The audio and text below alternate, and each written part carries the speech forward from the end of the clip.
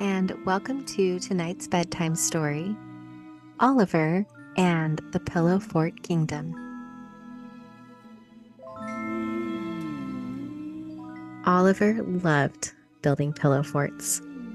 Every spare moment, he was stacking cushions, draping blankets, and designing elaborate hideaways in his bedroom.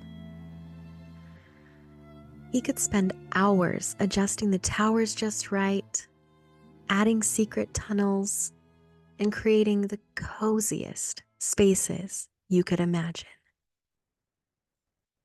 But lately, his friends at school didn't seem as interested in forts or make-believe adventures.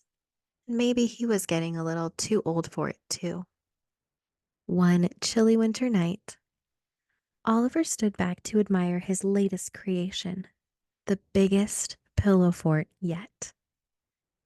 It had towering walls, hidden passageways, and the softest, fluffiest pillows he could find.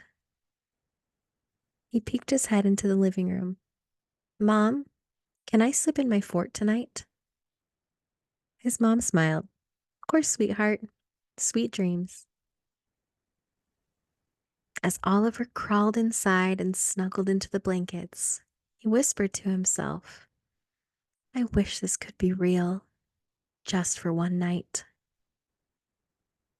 Slowly, Oliver's eyes grew heavy and he drifted off to sleep. As he slept, a gentle glow filled the fort.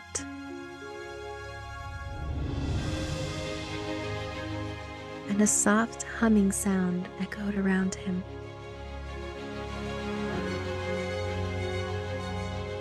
The blankets rippled. The pillows fluffed themselves. And the walls stretched impossibly high. When Oliver opened his eyes, he was no longer in his bedroom. He was standing inside the Pillow Fort Kingdom, surrounded by towering cushion walls and shimmering blanket banners waving in the breeze. "Welcome, Oliver," said a calm, wise voice.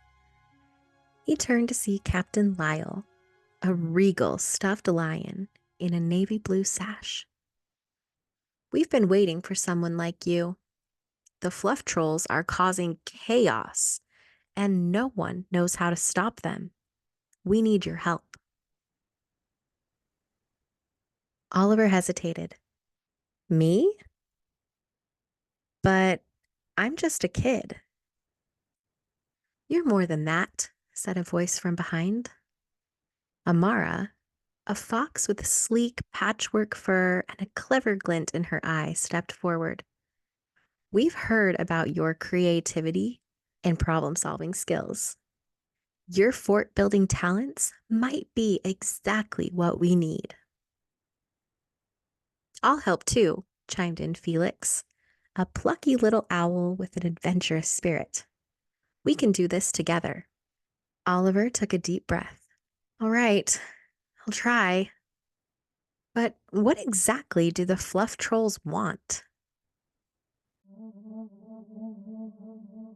Captain Lyle's face grew serious. Once the trolls were peaceful creatures who loved the coziness of the kingdom.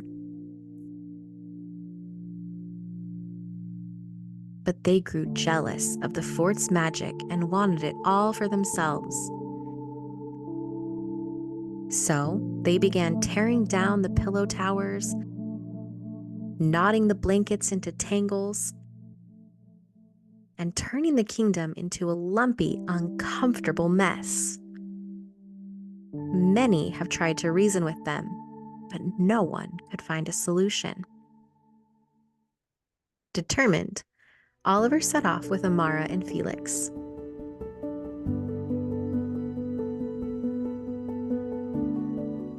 Their journey led them across the Bridge of Belief, a swaying structure made of tightly woven quilts. Only those who believe in themselves can cross, Amara explained.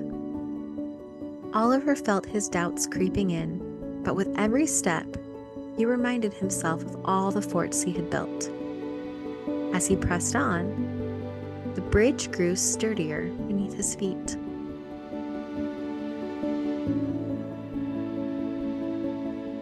Next, they faced the Valley of Fallen Pillows, where once grand fortresses lay in ruins. "We'll need to rebuild to get through," Felix said.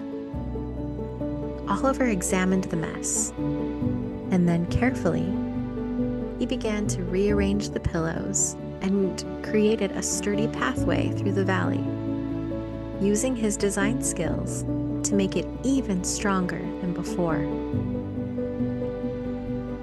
Finally, they reached the Fluff Trolls' lair, a towering fortress of jumbled blankets and sagging cushions.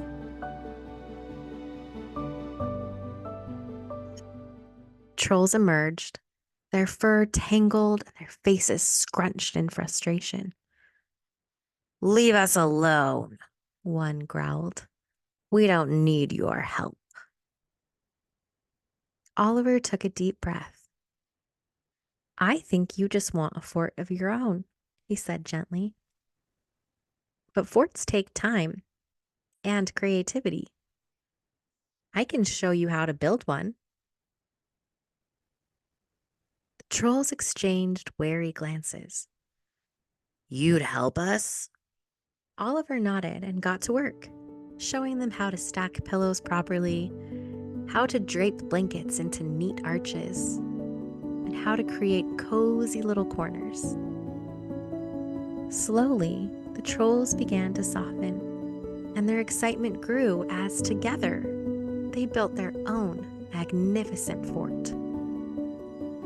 When they were finished, the kingdom transformed. The trolls were no longer troublemakers, but proud builders of their own space. Captain Lyle smiled. "Oliver, you've done what no one else could do. You solved our problem with your creativity and kindness."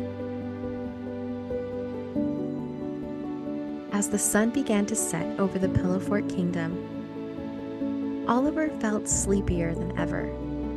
"I think it's time to go home now," he murmured. In a swirl of colors and soft twinkling lights, Oliver found himself back in his bedroom, snuggled in his pillow fort. Had it all been a dream? But then, his hand brushed against a small patch sewn into his blanket. It looked just like a piece of fabric from Amara's patchwork fur. Oliver grinned, knowing that imagination would always be real. And as he drifted off to sleep once more, he whispered, "I can't wait for my next adventure."